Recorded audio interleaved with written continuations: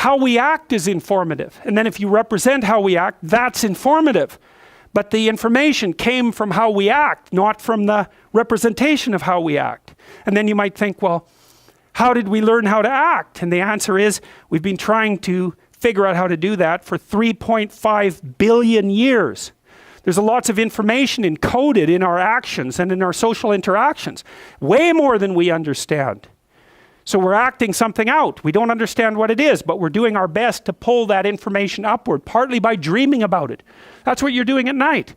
You're trying to figure out what the hell you're up to. Well, you don't know because you don't know yourself in totality. How could you possibly know? Best you can do is dream yourself up and then speak yourself into some sort of articulated existence. It's just an approximation because whatever you are, rapidly supersedes whatever you think you are.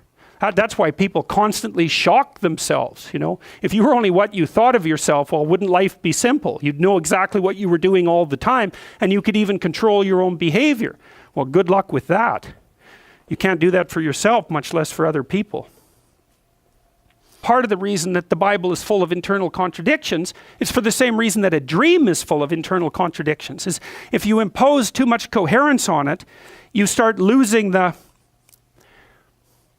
Look, imagine that you have a impressionist painting.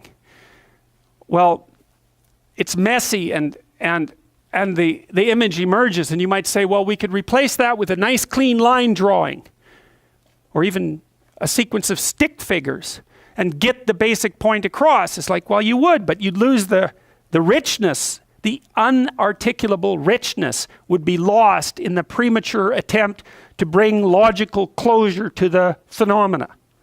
And so, in fact, we know already that that's maybe the difference between dreams and waking thought. So, waking thought sacrifices completeness for coherence, right? So, whereas dream thought sacrifices coherence for completeness. And that's not something I'm saying arbitrarily. This is something that has been thought through by people who've been thinking this sort of thing through for a long time. Precise thought excludes too much. And imprecise thought is not sufficiently coherent. So we do both. Precise thought, left hemisphere, linguistically mediated, sequential, logical. Incoherent but complete thought, imagistic, emotion-based, right hemisphere. The right hemisphere even has a more diffuse structure. It's like the right hemisphere is trying to get a picture of everything. Now, it's not going to be a very detailed picture because it's a picture of everything, full of contradictions. But at least it's a picture of everything. And the left says that's not good enough for precise action. And it's not. So we'll narrow that to precision, but we lose the richness.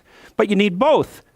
So there's an interplay. Well, the documents that the Bible is composed of are half dream and half articulated thought. And they have the advantages of articulated thought and the advantages of the dream, but also the disadvantages of both. So to the degree that it's articulated, it's in a dogmatic box. To the degree that it's a dream, it's still incoherent. But the problem is you have to move through the entire world even though you don't know it in detail. So you need detailed knowledge where detailed knowledge is necessary, and you need vague but complete knowledge where that's necessary. It's a very uncomfortable balance, but we have to face everything even though we don't understand anything completely. So Jung studied Nietzsche in great detail, and he was particularly interested because Jung had his finger on the central problems all the time. Right? Because he was a great psychologist and he was listening to what people said, and he was a staggering genius as well. And so, like Nietzsche or Dostoevsky or Solzhenitsyn, he was that kind of prophetic type, I would say. And he understood as well, perhaps, what was wrong with Nietzsche's formulation, the idea that people could only create their own values, and that's what would replace the foundation that was now lacking under Western civilization itself.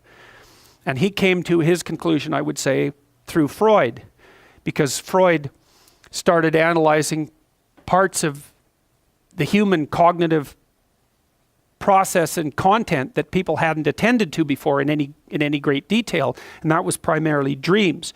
The idea of dream analysis, I suppose, is one of perhaps Freud's major contribution to modern Western thought. The idea was there was something to dreams. And I suppose what Freud did is said, hey, look, isn't it strange? We have this whole other form of thought that we engage in at night, and it speaks in a language that we don't really understand. And so what the hell is that? And you can say, and many modern people do, dreams are of no significance, or even that they're random processes, which is an absurd proposition, obviously, because whatever they are, they're obviously not random.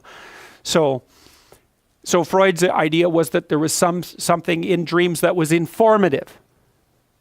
So now he had a method for extracting out from the dream what the dream purported to represent.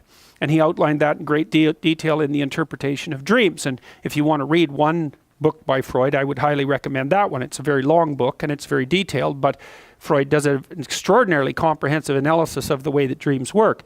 Now he made because he had brought a theoretical framework to bear even on his investigation into dream structure, he concluded that dreams were essentially wish fulfillments. And that's where Jung and Freud disagreed. He also believed that the primary motivating factor of human beings was sexual. And now that's a tougher one to toss aside, because even if you're a Darwinian rather than a Freudian, you're going to obviously support the proposition that sexual motivation among any living creature is going to be one of the highest order motivations, because otherwise creatures don't reproduce and prevail over the long run. So the question is that the ultimate source of motivation? And in some sense, the answer to that has to be yes. Well, Freud wanted to make that in some ways the sole source of motivation. And I'm oversimplifying, and I hate to do that in relationship to Freud, because he was not a simple-minded character. Jung had a dream once, if I remember correctly, that Freud and Jung were excavating a basement. And so Freud had already discovered the basement, let's say, so that would be the unconscious structure of the psyche.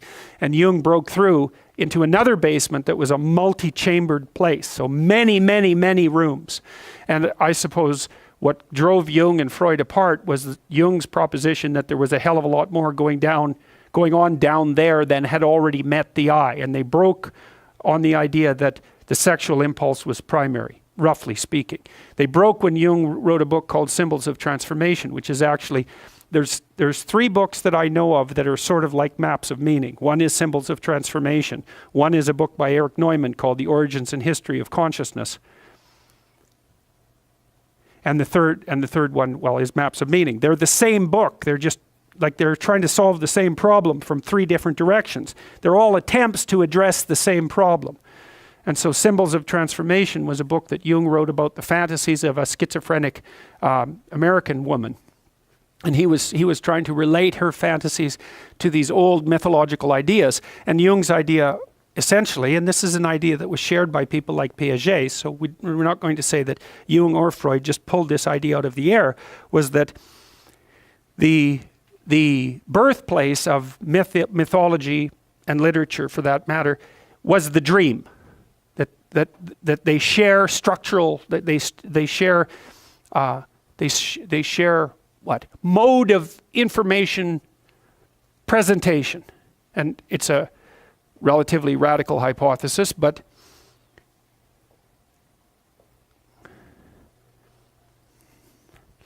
given that they both represent dreams and mythological representations share an essentially narrative structure, and they're literary-like. It's not so unreasonable to notice that a dream at night is like the movie that you play in your head. And it's not unreasonable to note as well that the dreams that you have at night bear a relationship to the daydreams that you have during the day. It's a form of cognition. It seems like an involuntary form of cognition, though, and that's a very strange thing. So Jung thought about the dream as nature speaking of its own accord, roughly speaking. And so his idea was, well, when you sleep, you dream, but the dream happens to you. It's not something that you create the way that, and you don't even think about creating it. Because I might say, well, what are you thinking about? And you'll say, I'm thinking about whatever it is. And you'll take credit in some sense for thinking that because it seems like a voluntary activity. But what happens at night is that you think, but you think involuntarily. And so what Jung would say is that means that something is thinking in you. And that's a perfectly reasonable way of looking at it. And this is one of the things that's uncanny about the psychoanalysts, is they were willing to take their observations to their logical conclusion. There are things that think in you. What are those things? And what are they thinking? And why are they thinking it? Now, if you do dream analysis, and this is a tricky thing, because who's to say if your damn analysis is correct, right? It's very difficult to understand that. If you do dream analysis with someone, you generally have them lay out their dream. And then you ask them when they're going through their dream a second time, they lay out their dream and you can kind of get a picture of it. And then they lay out their dream a second time, and as they go through it, every time they mention a detail or a character, you ask them what that reminds them of. And the hypothesis is that the dream is presenting an image or an idea that's associated with a network of ideas, and that if you can expand on the network of ideas as you go through the dream, you can elaborate on the dream, you can expand it upwards, and you can start to see what it might be attempting to put forward. Now, Freud's idea was that the dream knew what it was doing, but that its content was being suppressed and oppressed by an internal censor. So the dream had to be sneaky about what it was saying because it was going to deliver a message that the person didn't want to hear. And that was tied up with his idea of repression. But that's not Jung's idea. See, Jung's idea was different. He said, no, the dream is trying to tell you what it's trying to tell you as clear as it can. That's just the best it can do. And so you could think of the dream, and this is, I believe, the right way to think about it. The dream is the birthplace of thought, the same way that artists are the birthplace of culture. It's exactly the same process. It's that your mind is groping outward to try to comprehend what it has not yet comprehended. And it does that first by trying to map it onto image. And it's doing that in the dream, and it's somewhat incoherent. And well, let's stick with incoherent, because it's not yet a full-fledged thought. It's the birthplace of thought. It's a fantasy about what might be. And then if you can grip the fantasy and share it with other people, then maybe they can elaborate upon it and bring it into being with more clarity than it would be if it merely existed as the precursor of a thought in your imagination. Now, because Jung's idea too was, okay, you think in words. Where the hell do those thoughts come from? Well, they just spring into my head. Well, that's not much of an answer. They just, pop out of the void? Is there some sort of precursor to the development of the ideas? Is there a developmental pathway?